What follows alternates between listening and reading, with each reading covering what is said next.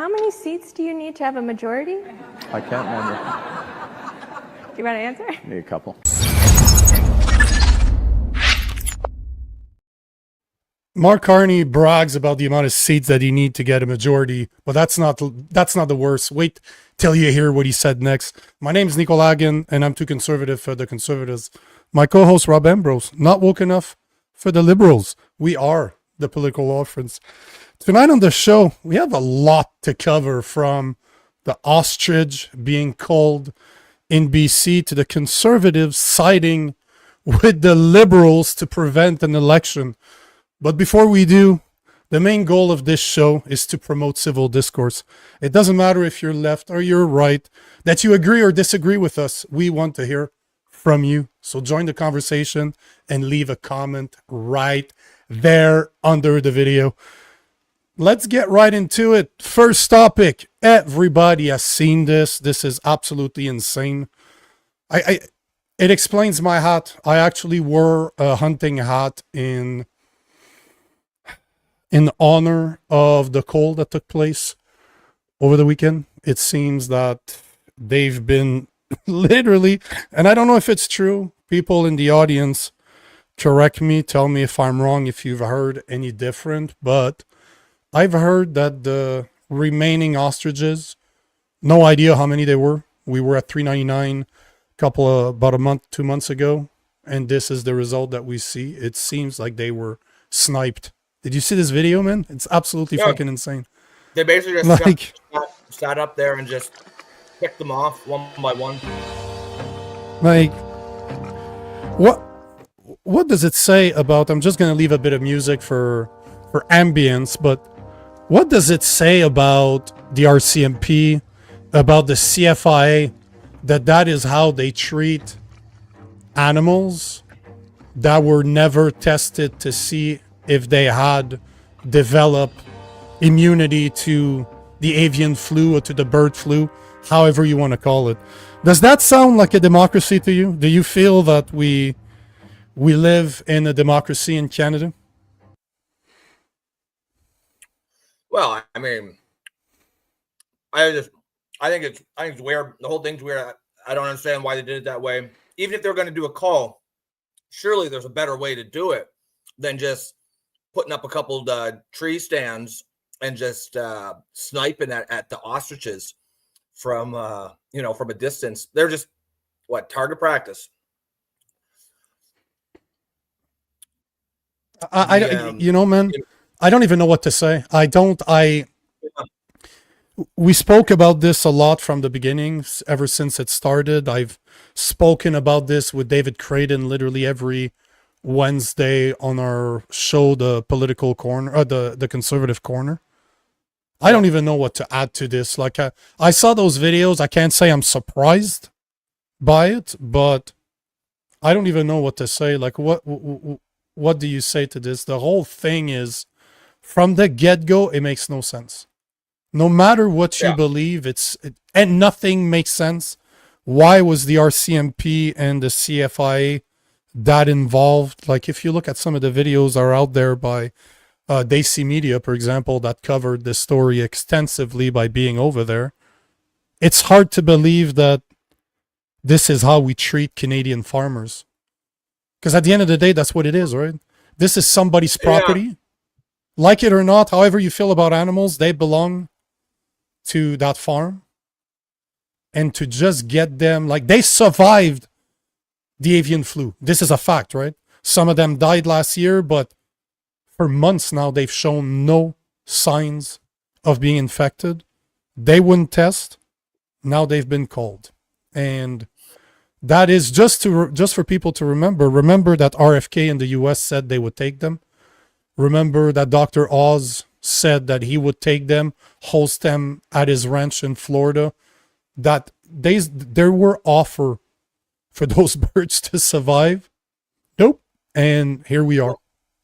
Yeah, I mean, I think, where is it here? Derek Sittler, I agree with this comment. He says, it was always going to play out this way just to prove that they can and will do whatever they want, whenever they want to. Yeah, it feels like a power move, right? Like, it's just not the way even if even if you agreed with the cull, let's say you agreed that it was a good decision, just for the sake of argument, how you can't possibly think that's the right way to do it. To set up a sniper position and just, blast away for a couple hours. That I don't know. The whole thing just it strikes me as a show of force by the state, which is funny because so clearly, I know this is a separate story, but it is kind of connected when you see, the Muslims, shutting down streets to pray, and you get this feeling like the state has no authority. That like the state, it's like almost like the government is saying nothing we can do. But then you look over here, clearly the government can throw their weight around when they want to. They're all for shows of force when it's for a left-wing political narrative. But when it comes to, making, cracking down on certain religious groups who are shutting down public streets in order to pray, all of a sudden it's this impotent federal government who can't do a thing, nothing we can do. But when it comes to these ostriches, I don't even know why it's political, to be honest. I don't know how it became that conservatives are for the ostriches and the left wants to call the ostriches. I don't understand that at all. There's nothing political about it, in my opinion. But clearly that is the way it has played out. And once it was decided that say the ostriches is a right-wing position, all of a sudden, that now the government wants to play. Now they're coming down hard. Now they've got all kinds of resources for shows of force. So I don't know, man. It just it doesn't sit right. Like I said, even if you thought that this was the right thing to do, you can't think this is the right way to do it. And I think it's just a power move, as Derek says. I think it's just a show of force. And I love how you brought it, because I posted about something this morning. I was just reflecting on the past week of what's happened in Canada to kind of, try to wrap my head around it. Because one of the things that I always say is what's going on in Canada, what the Liberal government is doing to its people right now, is all seems siloed. Like it's all seems like all different things coming at you from separate places. But we need to understand that what they're doing is to us at every single place that they can, meaning that they're attacking us everywhere that they can. And it's not siloed. It's all part of the same agenda. Yeah. Like it is literally them doing shit to us. And here's a list. Here's a post I made on Instagram this morning.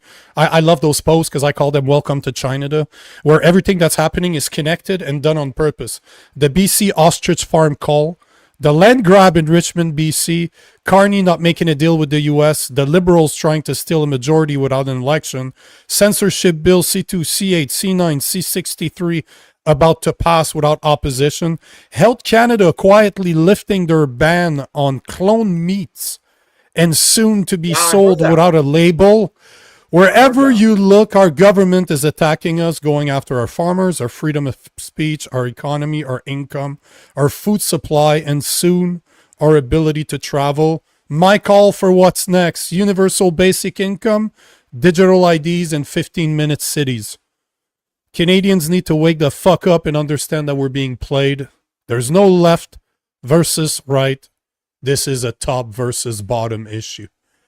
It's just insane when you start Ostrich Culled, so they're show of force against farmer. Land grab in Richmond, BC, they're using virtue signaling to take away private property. Carney not making a deal with Trump on purpose to crush our economy. The Liberals trying to steal a majority without an election. And if you saw the video I played at the intro, I'm going to play it right after this. But Mark Carney laughs at about, you'll hear what he says, but he's basically trying to create a majority without having to go to an election. Then you look at the censorship bills that are not passing right now because they don't have a majority. But can you imagine if the Liberals have a majority? C2, C8, C9, C63 will pass uncontested. And that fucking Health Canada lifting a ban on cloned meats. Like literally they're saying, oh, it's okay. We tested it enough. It's good for consumption and it will not need to be labeled as cloned meats. To me, that's the real issue. I mean, I don't have an issue with cloned meat in the marketplace as long as people know that it's fucking cloned meat. And if you want to buy cloned meat for whatever reason, you can go and do so. But don't fucking sneak it into the regular meat supply and tell me that we don't need to label it, because that's absolute horseshit. How would they? Because think about it this way: doing clone meats is going to be extremely cheap for the people that have labs. So on one side you're going after farmers like the ostrich farm in BC. Then you're enabling massive corporations to clone animals and sell them to you. Literally, what are they going to live in vitro? Like you see in the movies, they're gonna live in a sack, in an MBX sack, and be developed up to when they're ready to kill and harvest whatever we want. Is that what we're looking at now? Like this is not science fiction. 20 years ago, you would have been, what the fuck? Do you remember when that sheep got cloned and we're like, oh, what the fuck? Yeah, Dolly, and now they're talking about it. Yeah. See, there you go. Now they're talking about introducing that shit into the food supply like it's nothing. Your food supply without telling you. That's absolute It's dystopian. Dystopian is the perfect word. Bang on. Yep. Completely agree with you. Like, what the fuck is happening in Canada? Yeah. I mean, like I said, if you want to create a market for cloned meat, sure, fill your boots. But like, label that shit. Don't just slip it into the meat supply with the rest of it, because there's a whole lot of people, I would say most people, who do not want to eat cloned meat. I don't want to eat cloned meat. I don't want to eat cloned meat. Meat you grow out of a fucking test tube in a lab. No. Also, how is my audio? Sorry, guys. I'm at my parents' place for the weekend. So I'm chilling in the garage, so it's just a one shot. So as long as I sound good, it's fine.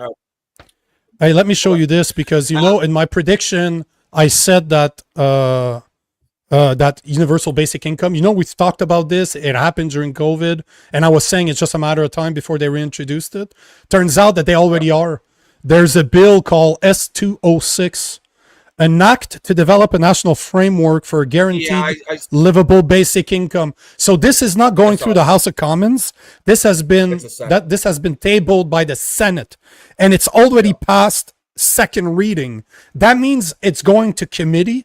They're going to review it, and then it's going to go back into the Senate for a third reading, and then they're going to vote on it. So basically, there's not a lot of information on it. The bill is super short. You can find the detail on parl.ca. But all to say that they are working on developing UBI right now as we speak. It's past second reading. Matter of time before it becomes law. And what did I say? What's next? Have you seen the numbers on it? It's a pipe dream. Like it's something. It costs something like $350 billion a year. Doesn't matter. It's gonna pass. No. Oh yeah, it's gonna pass. 100%. No. 100%. They won't have a choice, man. They will not have a choice. They won't have a choice. How are Carney? So this is the thing that most Canadians need to realize, is the reason I made that list is just to kind of put it into context so that we realize everything that's happening at once. Imagine that the economy doesn't get better over the next year, that people keep losing their jobs left, right, and center. There's AI that's replacing a lot of the jobs of people that are just, typically in front of their laptops every day, just doing paperwork. That's all going to be replaced by AI within the next 1 or 2 years. Even Elon Musk is proning universal basic income, saying that AI is coming and it's going to replace a lot of people's jobs. So it's just a matter of time. But imagine if you do have, well, just remember COVID. People lived on UBI for a while, and they weren't working. They were staying at home, smoking weed, drinking, fucking, playing video games, not contributing to society, because that's what happens when you're giving free money enough to live, right? You're just going to be lazy. But imagine that's what you live on. Don't you think that it makes sense to have censorship bills to say, you know what, better shut the fuck up or else your UBI is gone? This is the thing. When you start looking at everything that's going on and you put them into context, it's not a far cry to imagine that they all lead to UBIs, digital ID. I don't know if you saw the new mayor of Edmonton, but he's proning. It's literally the second day after he was elected. He's like, hey guys, we're working on projects for 15-minute city in Edmonton. Can you imagine not having to walk anywhere from your place? Within 15 minutes, you can have everything that you need right there available. That's a fucking 15-minute city. They're being developed throughout the world. And of course, digital IDs have been worked on since before COVID. We know that during COVID, they worked on it to put a international vaccination passport through digital ID that you can go to the Canada.ca and you can find the actual program. But all to say that everything that I'm talking about is already in play right now. It used to be conspiracy theories, but not anymore. It seems that everything's happening at the same time. Hey, Mom. Come say hi. Yeah. Hey. All right. Yes, all right. Yep. Oh yeah, Hi, we do Mom. see you. Oh, that's not Yes. shameful at all. Yes. So I mean, like, to what you're saying, I mean, it's kind of one of those issues where we definitely agree on the problem. And you know, I think some of the nuance, I don't necessarily think everything like this. I don't think this bill is going to pass. Like this is just like a virtue signaling thing. The Senate does this shit pretty regularly. It can't pass. Like, you know, people are freaking out right now about the $78 billion deficit as well. We should. I believe it's our biggest deficit ever. This would cost It is $378 without COVID, billion. outside of COVID. Yeah. So I mean, the bill that they're passing the Senate or putting through the Senate, it's going to cost $378 billion. It's just not. It's not feasible. Like it's just. You know, as Stu says here, also appreciate that $10 tip there, Stu. Still says, can bills be introduced and passed through the Senate without the House? The Senate are unelected. They can pass a bill, but it has to go through Parliament. And the Senate's useless. The fact that the Senate passed a bill, it won't pass. It wouldn't pass Parliament. It will probably pass the Senate, but you know, it's a lot of virtue signaling nonsense. Now, that doesn't mean though that like. I think they know it's not going to pass or become law now, but what they're doing is getting people's mindsets used to the idea. Right? Exactly my point. No matter if it passes or not, the fact that they're talking about it is because they see it as the next step. They wouldn't be talking about it if it wasn't a problem. In the same way, you know, you look at Bill C9 where they're saying that if you show a certain icon that is considered a hateful at a protest, you could get arrested and face 10 years in jail. Oh yeah, but come on. There's no judge in Canada that will put 10 years, that will give somebody 10 years for having a hateful sign. So why is it in the law then? Don't put it there. So the fact that they're trying to pass, however, I think it's going to pass eventually. You don't think so? That's fine. But the fact that they're trying to pass it is you should be looking at this like, why the fuck do we need to become dependent on government? Because they're about to fuck us. That's what it means. The fact that they're talking about it is a problem. Yeah. Now, I mean, I think, you know, me and you both disagree with UBI for the same reasons. It's just, it creates dependence. It creates essentially laziness. It stifles the human condition.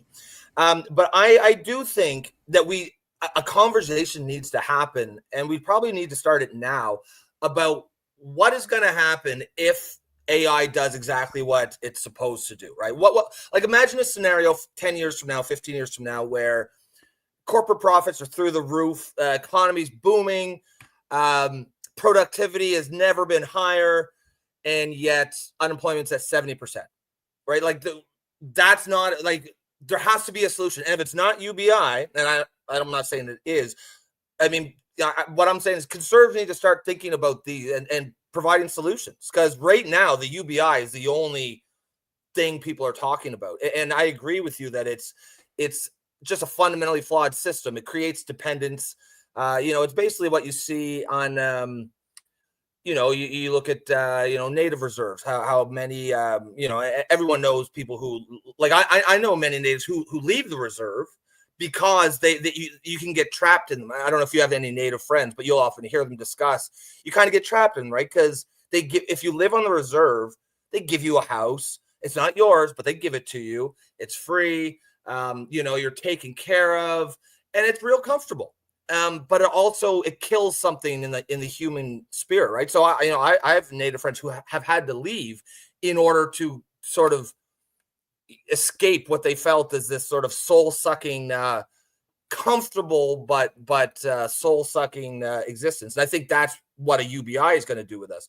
But I do think there's a real issue coming down the road if AI does what it's supposed to do.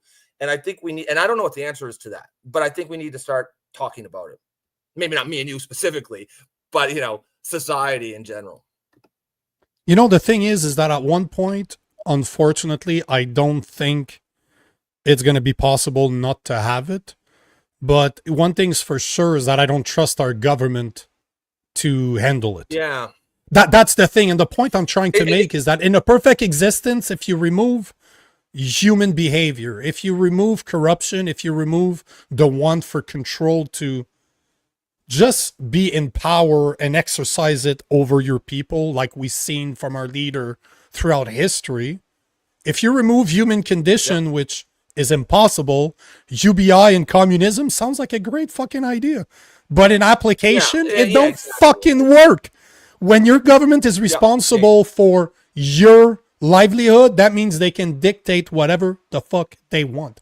If you're dependent on the government to stay alive, very easy for them to push a 15-minute city, to push digital ID, to put all the surveillance bills that they want in place to make sure that you have a golden prison. You don't see the bar, but you're in prison. You're in a 15-minute prison. Right? So that's the thing, right? Altogether, I don't like. Altogether, I don't like it.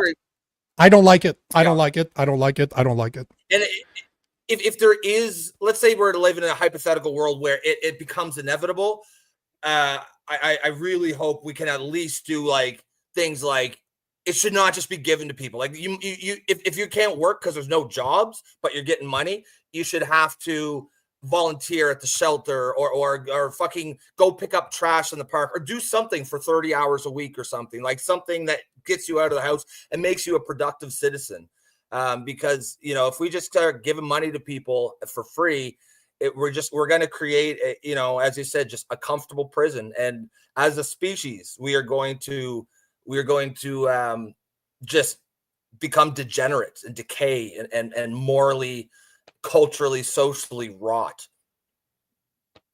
I couldn't agree with you more. Hey guys, if it's the first time joining the show, make sure that you leave us a comment, because at the end of the day, that's all we're trying to accomplish here. Rob and I are trying to just create civil discourse where people can disagree. So it doesn't matter that you're leftist, you're rightist, you're somewhere in the middle. It doesn't matter that you agree with us or you disagree with us. Leave us a comment, join the conversation, because that's why we do it. And as you can see, there's a shit ton of comments already going. And here's a great one. Let's take some of them, because that's what we do. Yeah, go for it, man. Yep. Mel G. Alberta Independent says, if the government feeds you, they can also starve you. I mean, that's a great point. Right? Exactly my point. I don't want them to have that power. I don't trust them, so I don't want them to be in power and tell me what I can and cannot say, because look at history. If they get that type of power, they're going to take advantage of it. That's just the way most humans are. And you don't need to believe in conspiracy theories to believe that. I believe that there's a one world government agenda behind that. But you don't need to believe that in order to see all the topics, the BC coal, the attack on farmers, something shitty going on. The land grab, under land acknowledgements, censorship bill. Like, listen to this one. Like, listen to this video and tell me I haven't been right all along when I was saying that the Liberals don't need an election anymore.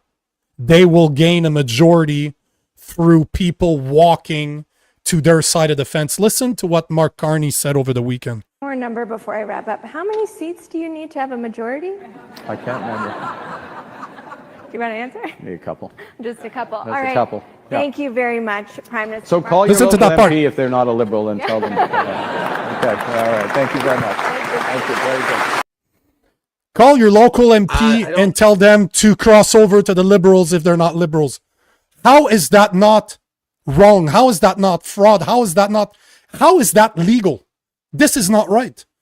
Yes, there has been MPs that have walked from one party to the other in the past, but never in a situation where it won the government a majority. Never. That has never happened in Canadian history.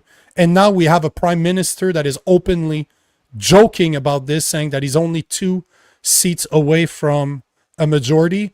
And if your MP is in Liberal, call them and tell them to become one. How the fuck is that not interference? How is that legal? I don't understand how that's acceptable. Well, it blew my mind. I mean, it is legal under the system, but it's not right. It's not, you know, there is still a thing as right and wrong, right? Like I feel like we live in this morally relativistic world where, and I think much of this is by design, you know, by the political left of moral relativism, right? We're all familiar with that argument that's made by the left over much of the last couple of decades. And they've been very effective with it in sort of almost baking into the collective psyche that there is no actual right and wrong. Everything is relative, and that's, we really got to get away from that. This is one of those things. It's just it's not right. You know, I understand that there is a history of crossing the floor in the parliamentary system. That's fine. It's never happened where a government has gone from a minority to a majority from crossing the floor. And that is a fundamental difference. I don't care what anybody says. You know, people will disingenuously say, oh, well, it's okay because in Canada, we vote for the person. When you go in the booth, you check your name, you're voting for a person, not a party. But that's bullshit. Nobody does that in real life. Yes, officially, technically, that's what we do. But there is not any, I guarantee you line up every voter who voted for, what's his name there? D'Entremont, the guy, the Nova Scotian MP who crossed to the Liberals. You ask them who their MP is. The ones who voted for him, most of them wouldn't know. They wouldn't know. They just know they voted for Conservative. So, you know, as we said on the show last week when this came out, and I think this is a extremely common sense idea. It actually came from some of the audience members, I forget which ones, is that anytime an MP crosses the floor, they should have to be an independent, and it should trigger an automatic by-election. To me, that's just 100%. You know, that's common. There are solutions to a lot of the fucking retarded problems in society today, and they're not that difficult. Most of them are just really common sense. It just takes a political will to actually do it, and unfortunately, we're severely lacking in that. Bang on, man. It's I love that idea that we came up with the audience last week to just say, if you're not happy with your party, and you know, like I had that as a backup story, but since you brought it up, there's a report, and this is just a report. I don't know how accurate this is, but there is a report that just let me share my screen here. There's a report by Politic with Sammy on X. I don't know who that guy is, but as many as 10 to 15 MPs in Pierre Poilievre's caucus are very frustrated with him and his senior leadership team, according to one source. So if this source is correct, Poilievre's inability to maintain cohesion within his own caucus raises serious questions about the depth of his leadership and his capacity to manage his team. And don't forget, like, we're talking about 107,000 views here on that post. So it's somebody with a massive reach in Canada. And you know, man, his review's coming up in January. And I don't know if you heard about this, but we'll just talk about this, and then we can take some of the comments, because we're getting a boatload of comments right now. It's just that all the stories seem to go one into the other. But on Friday, you know, like the budget was tabled last week, right? And then it was tabled on the 4th. Then on the 5th, 6th, and 7th, they were debating. They were talking about amendments. They were trying to make changes. Then we have a week off. Then on the 17th, next week, they're going to have a final debate. And then they're going to vote if it passes or it doesn't pass. It doesn't pass, right? So here's Jason Levine posted that this morning. I think it was this morning. Yeah, I believe it was this morning. Basically, it appears that yesterday all 138 CPC members or MPs crossed the floor to the LPC, to the Liberal I Party. heard that. Did you hear that? So They could have triggered an election, and they didn't. So Blanchet, the leader of the Bloc Québécois, introduced amendments as a motion. Technically, if you're trying to amend the budget, that triggers a vote, right? People are going to vote yay or nay on the amendments that they're trying to pass. And here are the results. Liberals, 168 voted against. Conservative, 138 voted against. So both the conservative and the liberal voted against the bloc. And if the bloc, the NTP, and the Green all voted for the motion. So literally, Pierre Poilievre had the power to trigger an election on Friday, but chose not to.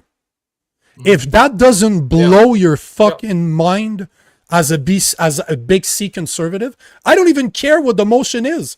It could have been anything. I don't care. I wouldn't have cared if I was the leader of the Conservative Party and my main job was to save Canada, like Pierre Poilievre is always bragging about wanting to do. Trigger an election any way you can, because right now, Mark Carney is showing you that he will march MPs to his side to become a majority. So if you don't go to an election right now, he's going to get his majority within the next few months. Don't worry about it. It's going to happen. He doesn't care. He's going to wait a few months. He's going to have his majority. Then we're fucked for 4 years or 3.5 years, whatever's left. He's going to decimate the rest of the Canadian economy, pass the bills that he wants, and Canada's going to become the UK. But this is what blows my mind. I don't understand how conservatives, big C conservatives, are still supporting Pierre Poilievre after this. He had the perfect opportunity where the NDP, the Bloc, and the Green all voted against the Liberals. If he voted against, there you go. The election is triggered, Parliament's dissolved, and we're going into a Christmas election. How does that not prove to the conservative, the big C conservative, that Pierre Poilievre is not here to save Canada? He's very comfortable being an opposition leader, or the controlled opposition that I know he is. Like, how are people not talking about this? The thing that's crazy to me is that, when we first discussed if Poilievre was gonna, pass this budget, if he won an election, we said Carney's really got him kind of backed into a corner. It looks like he might get a majority if he won, and so maybe Poilievre doesn't want to do that. And that was the discussion. But now there's no risk to trigger an election at all. The risk last week or 2 weeks ago was that maybe Carney gets a majority, but now he's going to get a majority within a month or two anyways. Exactly.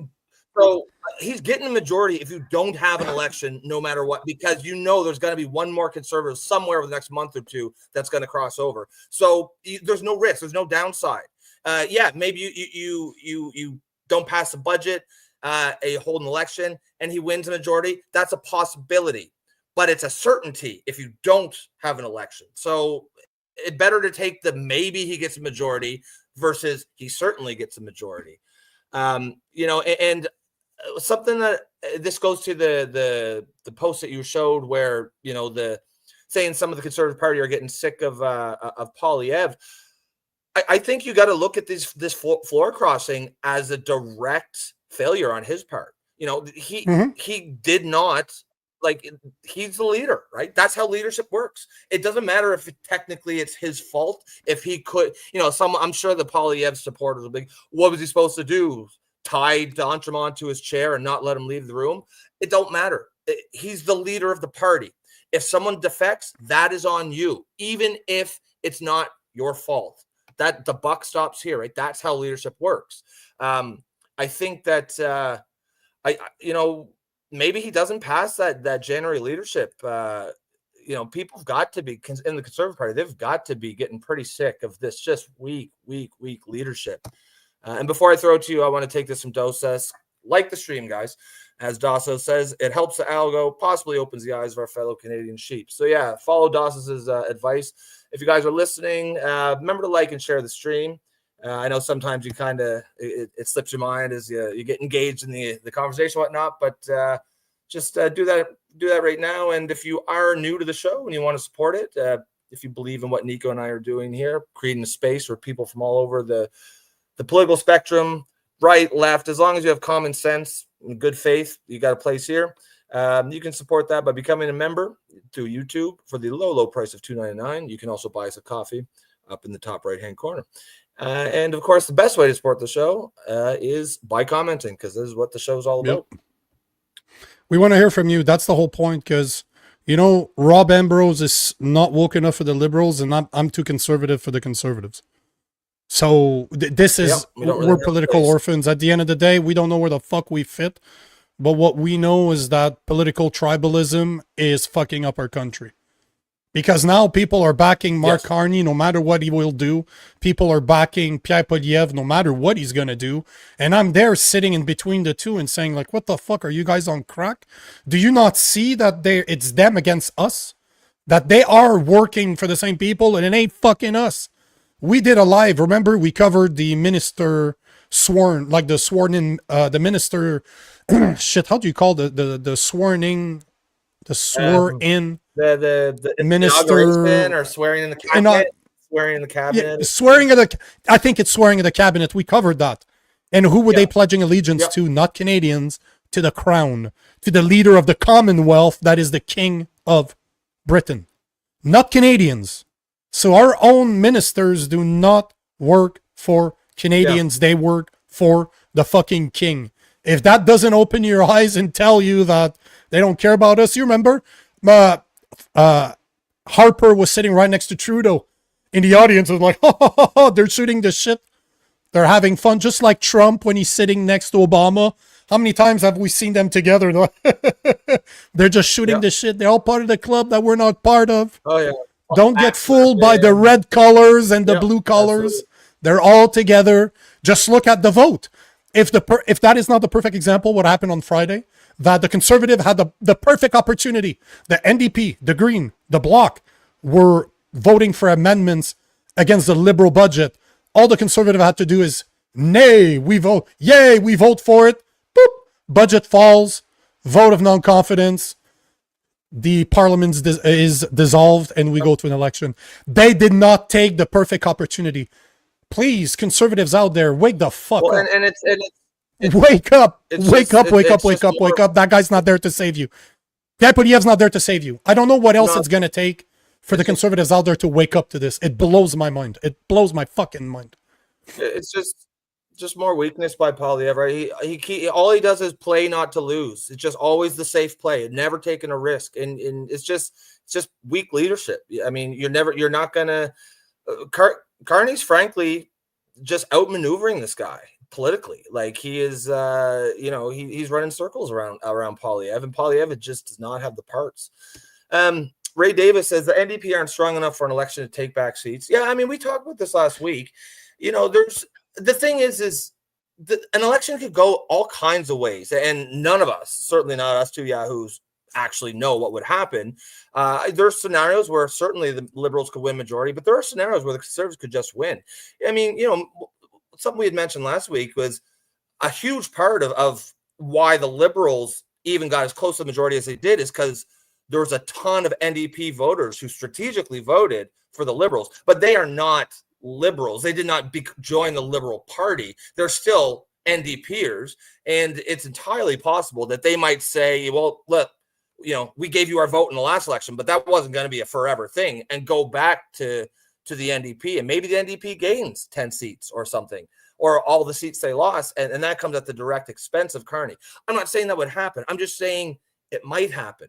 There are scenarios where the Conservatives could actually unseat Carney, but if you do not force election, he is getting that majority within the next 3 months, one way or the other. He's going to get one more Conservative, especially if Poilievre keeps shit in the bed like this, because that's all he's got to say. It's a compelling pitch.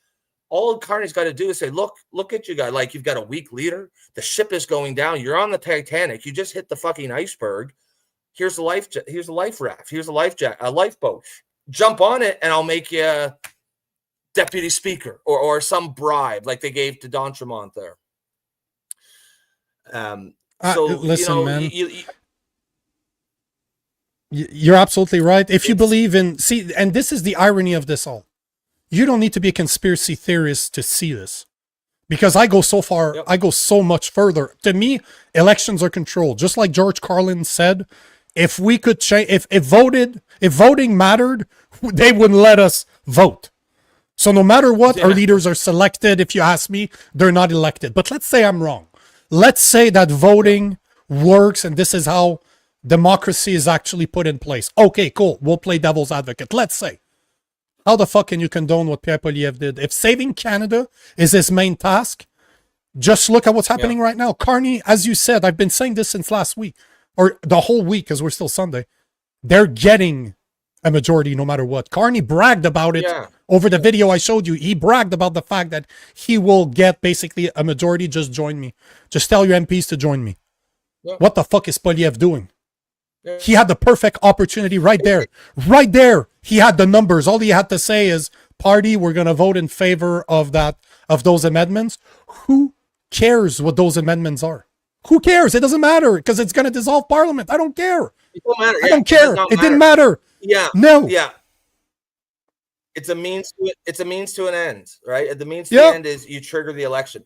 It's a real easy cost benefit analysis. You either trigger an election and maybe Carney gets a majority, or you don't and he absolutely gets a majority. So I mean, better to take the maybe than the guaranteed. It's not a difficult. We talked about this last week. Just Poilievre's got terrible political instincts, or just terrible advisors, or he's just not taking good advice if he's getting any. There's something, as Joe says, Carney and Poilievre are on the same team. That is the problem. It's hard to argue against that. I don't. I don't know. What do you guys think? Because there are definitely some Poilievre supporters in the audience. Do you guys do you feel like he's doing a good job? Do you feel like are you disappointed in him? I mean, I'd like to hear from the Poilievre supporters. That's probably been one of the bigger ongoing debates on the show between us and the audience. Well, definitely me, because I talk about this stuff all the time, right? As a conservative, if small c conservative, it's my job as independent media that doesn't believe in political tribalism. I will never walk a line. I'm a conservative, not a conservative party member. I'm a conservative. I believe in conservative values. That's what I believe in. I want a conservative leader, and Pierre Poilievre is not one. So it always blows my mind, and I agree with you 100%. What, for the big C conservatives out there that support Pierre Poilievre, why? What is he going to take? What has he done since the election? What has he done? What has he stood for that you really agree? Because he hasn't talked against the censorship bill to the extent that they should be talked about. The only person that really did talk about it is Leslyn Lewis. She has done a banged up job at speaking against it in Parliament. He has not addressed the BC ostrich farm at all. He will not touch that one with a 10-foot pole. He had the perfect opportunity on Friday to vote to call for an election, but he clearly doesn't want one. Remember, he won't stop talking about a costly election when all we want is an affordable budget. So if Canada is really at the brinks of collapse, like I know it is, like Pierre Poilievre has said that it is, that and all caused by the past 10 years of liberal policies. If that's really the case and that's what he believes in, why the fuck is he not taking that golden goose? Why? What the fuck is he not doing it? I don't care if he's ballless, if he doesn't have the balls to do something, if he's not a real leader. Why? As a Conservative Party member, as somebody that supports a Conservative Party, why? Why can you still support a guy like Pierre Poilievre? Because I look everywhere and I look at, I don't want to name names, but I look at the top 3 or 4 people out there, the conservatives, content creators, the supposedly independent media out there that are just supporting the Conservative Party. They don't talk about that. They don't approach the fact that Pierre Poilievre had the perfect opportunity to bring down a government. And I've seen posts. The post I showed you from Jason Levine, he was reposting a guy, Ryan something. I can't remember what his last name is. But if you go in the comment section, it's Northern Perspective. Like they have like 200,000 followers just on YouTube alone. And they were defending Pierre Poilievre. Like it wasn't the time for an election. Like when the fuck is it going to be the time if he's going to get a majority by just MPs walking over to his party? He's already doing it right now as we speak. And he's bragging about it on camera like he doesn't give a fuck. He's telling you what he's going to do. He doesn't care about an election anymore. He sees it as a win. He sees it as a win. He doesn't see it as something to be ashamed of. He sees it as like a brilliant piece of political maneuvering. And it is. It actually is. It is, but it directly harmed. Like he can't claim to care about the health of the Canadian political system because it's already suffering from an unprecedented trust issue. People do not trust the system, and then you see shit like this, and people say, "Well, yeah, of course, it's rigged, right?" Like it's good for the Liberal Party and Mark Carney, and it's terrible for the country, but he doesn't give a shit. You know, Tracy Smith is banging on all the world is a stage and all are actors. I like to say that politics is WWE for adults. They're just, instead of being shirtless and full of testosterone, they're in suits full of estrogen. That's it. That's the only difference, but it's all a show. It's all bred in circuses. It's just for us to be entertained, thinking that they're accomplishing things, but action speaks louder than words. Look at their actions. Look at what they're pushing. It's insane. It's absolutely insane. Yeah. Yeah. Walking Campbell's cat says you trigger the election and he'll get the majority. I mean, yeah, that's possible. For sure it's possible. But if you don't, he's going to get it no matter what. Guarantee. Yeah. So it's like if I give you 2 vials of liquid and I say this is 100% guaranteed to be poison, and this is only 50% guaranteed to be poison, you're not going to want to drink either one, but you're going to pick the one that's 50% because you at least get a shot. He's going to get. I think no matter what, get at least 3 more in the next 2 weeks. I don't know about that, but I think at least 1 in the next month is as close to a given as you can get in politics today. Well, they're not getting 3 in the next 2 weeks. They're getting 1. The only time left to debate and vote down is the 17th. They're not talking about this week because it's Remembrance Day on the 11th, which is Tuesday. And that's it. There's the 17th. But who's to say that there's going to be another amendment presented that the NDP, the Bloc, are both going to be against? Because that's the thing, right? The NDP, the Bloc, and the Green were for the amendments. Pierre Poilievre, for all we know, is not going to get that chance again. And Carney's going to get his majority. So no matter what, however you look at it, the majority is going to happen. Is it going to be through election? Or is it going through stealing it the way Carney's working on right now? And if it is stolen, that means that the next 3.5 years, we need to go through it. We will not have another chance to get another election because they won't trigger it. They're going to have power. If they trigger another election, is because they want an even bigger majority, but they don't need it. It won't matter anymore because they're going to be able to pass whatever the fuck bills they want without ever opposition. They could literally stand up there with their fingers of their nose saying, ha, ha, ha, ha, ha, ha, not answer any questions and just pass bills one after the other and nothing we can do about it. This is the reality. Yeah, exactly. Where was the hold on, there was a comment I wanted to take. Actually, there's another one I saw here. I can't find it now, but it was talking about Elizabeth May. I mean, that's a wild card too. Maybe they don't even need a conservative, right? Maybe May. I said that this week. Remember? Yeah. I mean, so there's all they need is alcohol. That's what I mean. Yeah, give alcohol. Yeah, tell her lifelong alcohol to lifelong vodka for free. Yeah. Pour a line of vodka over to the conservative side, and she'll just lick the floor over.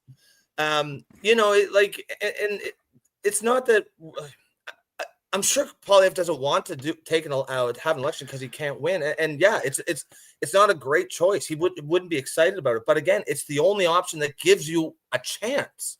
Because not having an election, he's gonna get that majority, and he's gonna do it in a way that's gonna really, really damage trust in the Canadian political system at a time when we really, if you care about the state of the country, you want people to have trust in the political system. and you know, and this is going to cause. but not if, only if in Carney, that, right? If Carney gets majority in this way, it's going to cause a lot of long permanent damage to the system and people's faith in it. But listen, you know, the post that I showed earlier, it's speculation. I have no proof that it is correct or not. But imagine that it is true that there is another 10 to 15 MPs that have been complaining about Pierre Poilievre and his way of leadership. Let's say that those guys are like me. They're just like, what the fuck are you doing?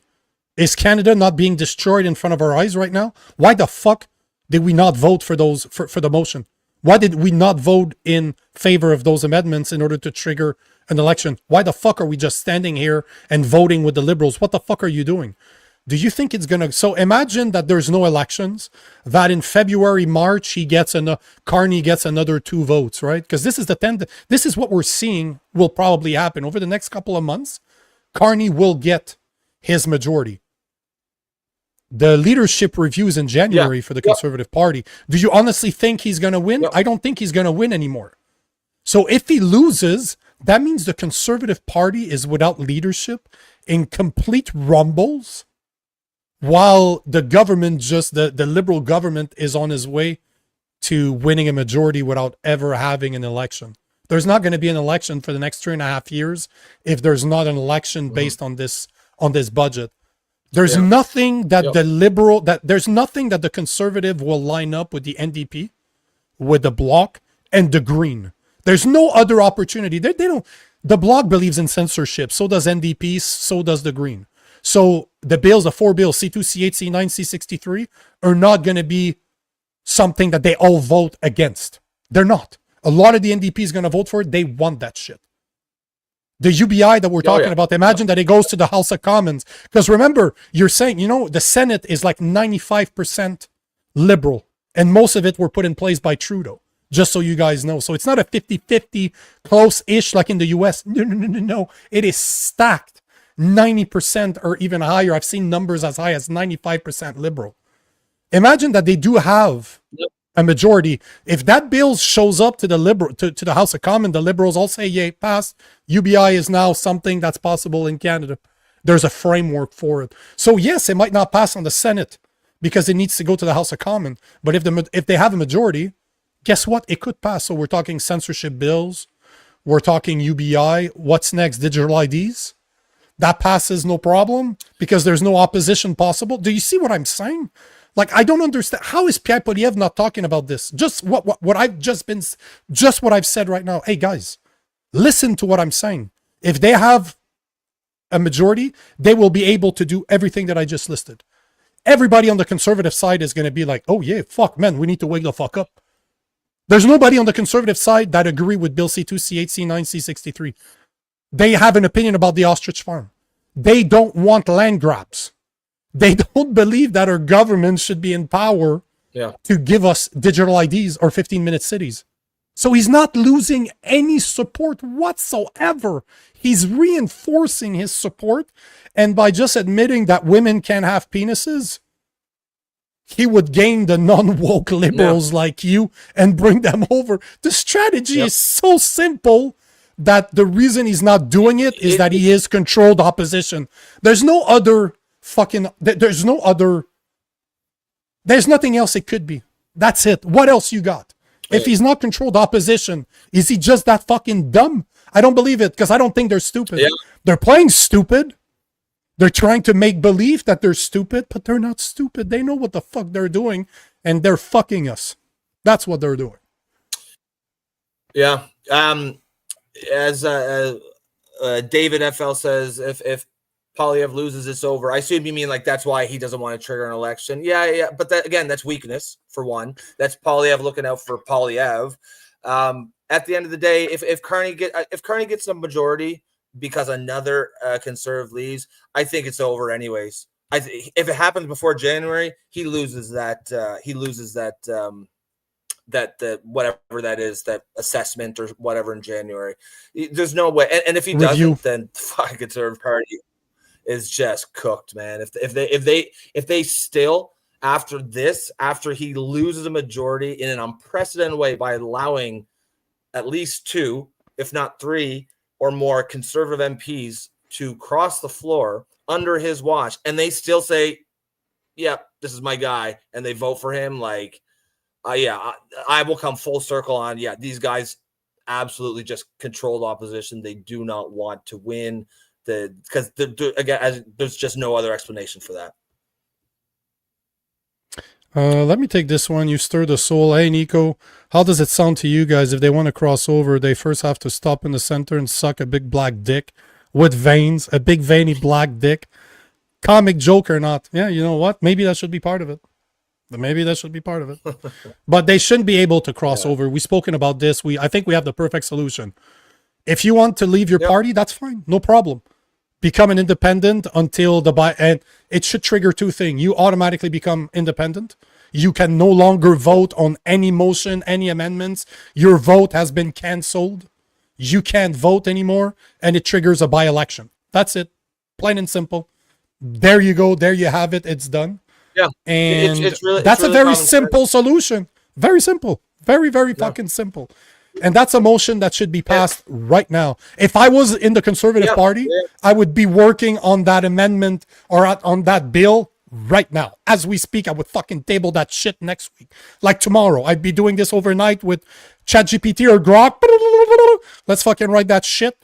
And I'd propose it tomorrow. Yeah. Yeah. I mean, there would be support. It's a common sense. It would be a popular bill.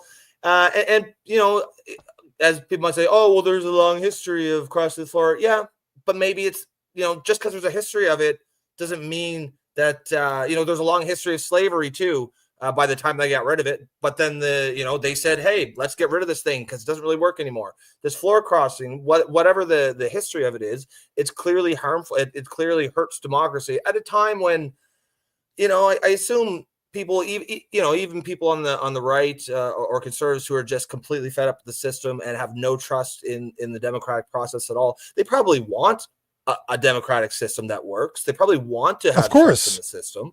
I do. Yeah. So, yeah, exactly. Right. In some ways it's like, oh my God, these are impossible problems to solve. And sometimes it feels like that, but really they're not. There's, it takes work, but you can rebuild trust, but you have to start doing things that, generate trust. And you don't see anything of that. Instead, you see the opposite, like this floor crossing nonsense. Of course you should be able to leave your party, but you should not be able to go to the other party. You certainly should not be able to give the other party majority. If the Canadians wanted Mark Carney to have a majority, they would have elected it to him, 5 months ago when he ran. I'm not an anarchist. I'm not an anarchist. I don't believe that the best system is anarchy. We need some type of public representations. We need to have people that work for the people. We need to elect people that work for the good of the people to service the public. Public service is something that is 100% needed. The problem is that how many people trust our system? I don't at all. I don't give a fuck the color you think you represent. You all work for somebody that ain't the Canadians, and that's the crown. You're working for somebody that was not elected, that was selected, and you're working for the WEF, for the WHO, for the UN. You're working for people that want more power towards a one world government. That's who you're working for. If you're not working for Canadians and putting Canadian first, you're not working for me. I don't want you in power. But that doesn't mean that we don't need some type of a government that will do what's needed for us. We need a very small government, as small as possible, to defend us against foreign attacks, to manage our economy similar to how the greenbacks were handled almost 150 years ago. Print enough money for your economy to be able to enable trade and services. That's it. Not more, not less, so that you control inflation. But you do not give that power away to international bankers. Because people don't realize that, but they're not the reserve. The people, the department that supposedly prints our money does not belong to the government. It belongs to foreign entities. Federal Reserves is just a cool term to make it sound governmental, but it ain't governmental. So we're not responsible. We borrow every single dollar at an interest. It's impossible for us to repay the debt. That's how the system is. It is there to fuck us. Because the government is not there for us. It's there to promote and make more money for the people in power that are international bankers. They're the people that fucking rule the world. Just watch Money Masters, a fucking documentary from 1996. It will explain to you everything you need to know about how money works. And Mark Carney is not an economist. It's worse. He's a banker. He understands world reserves. He understands world economy. He understands world banks. He understands how that fucking works. And that's our PM right now. That clearly doesn't care for us. So it's, bro, again, I'm going to print a sign like apocalypse is coming. And I'm going to start fucking standing on corners in Montreal dressed like a hobo. Just, it's coming. Because that's how I feel sometimes. Fuck. The end is near. Exactly. All right, guys, apocalypse now. The end is near. Yeah. Yeah, the end is near.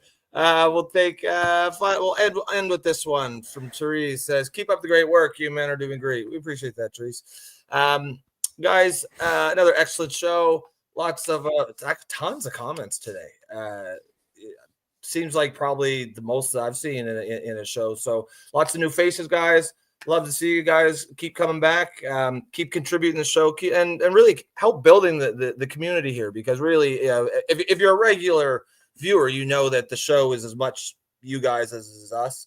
And I think it's great to see all these new faces and that people keep coming back and sticking around. So you can support the show by becoming a member through YouTube. You can also give us a coffee or buy us a coffee through the QR code in the upper right. That will allow us to keep bringing you this high quality content night after night. And of course, above all else, regardless if you're a member or not, just make sure you come back and keep commenting. If you agree with us, disagree with us, whatever, we want to hear about it. We want to hear from you guys. Stu says, good conversation. Yeah, right back at you, Stu. Appreciate you, brother. Other than that, folks, I think that's it for me. Nico, you got anything to add? No, that's it. I just lost my shit for like half an hour today. So yeah. No, thanks for being here. Thanks for the comments. And guys, we'll see you tomorrow. Yep. See you tomorrow night. Peace.